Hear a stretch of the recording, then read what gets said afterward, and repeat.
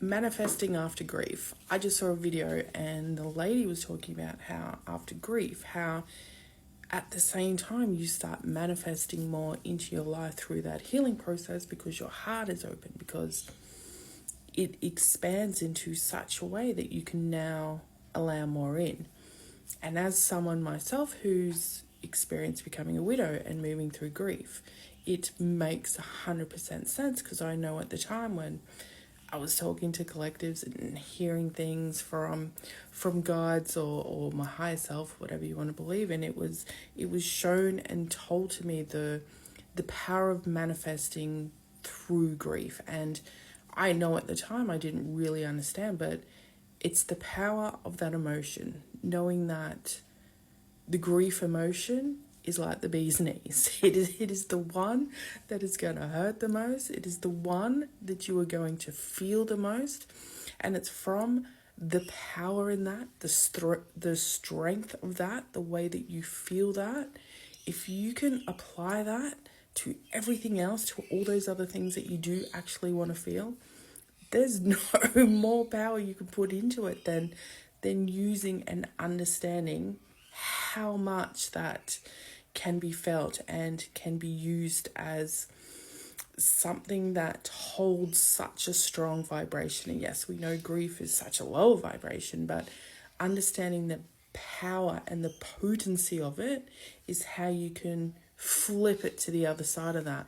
The other part of grief that I think also allows you to manifest and to see and allow more things into you is the way that your heart does literally break. It shatters into a million pieces, and it's just like Humpty Dumpty falling off the wall, and all these pieces of you just collapse on the ground, and you have to find a way to put them back together. The thing is, though, you don't have a manual on how to do that. You don't know how to put those pieces back together. You've never had to do it. You've never had to do it by yourself. So you start piecing all these little pieces together. Sometimes there's going to be bits that might not make it to the final piece.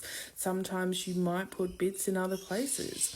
But eventually you make yourself whole again in whatever way that looks like. But you're not that same person anymore. You may be put back together. You may be more damaged. You may be less damaged, but you're not going to be that same person.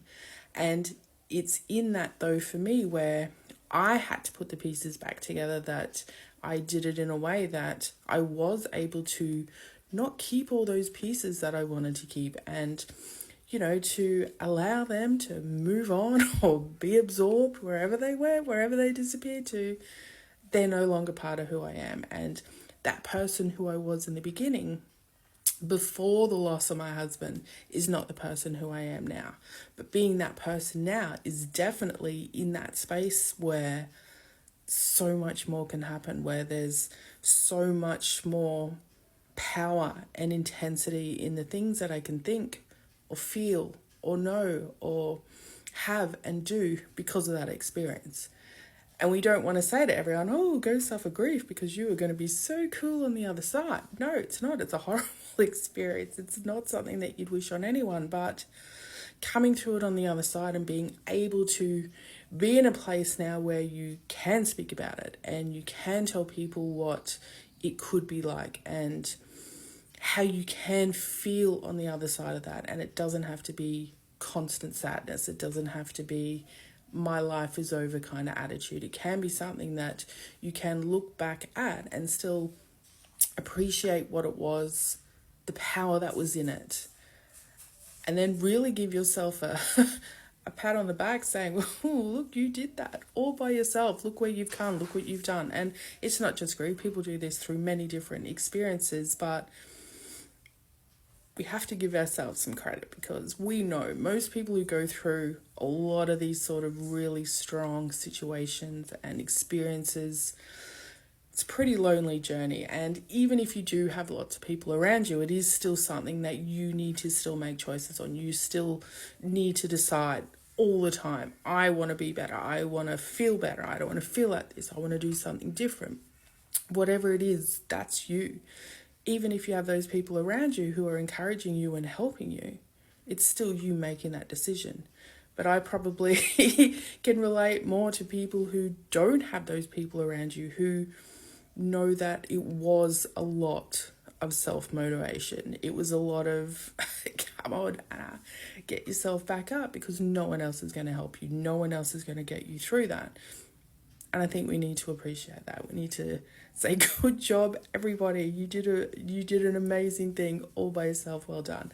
But that's now a place where I can speak of, and I wouldn't have been able to do that 2 years ago, to say, hey, look what you've done. And the journey's not over. It doesn't mean that it's all done and dusted and everything's just swept on the table. But it is a better place. It is a different place. It is a more powerful place. And if you can really understand that those experiences are to help us just open our heart, to crack those pieces of us open, so when we put ourselves back together, that we're going to be different on the other side. And if we allow it, we can be better. And our heart's going to be bigger, and we're just going to allow more amazing things into our life.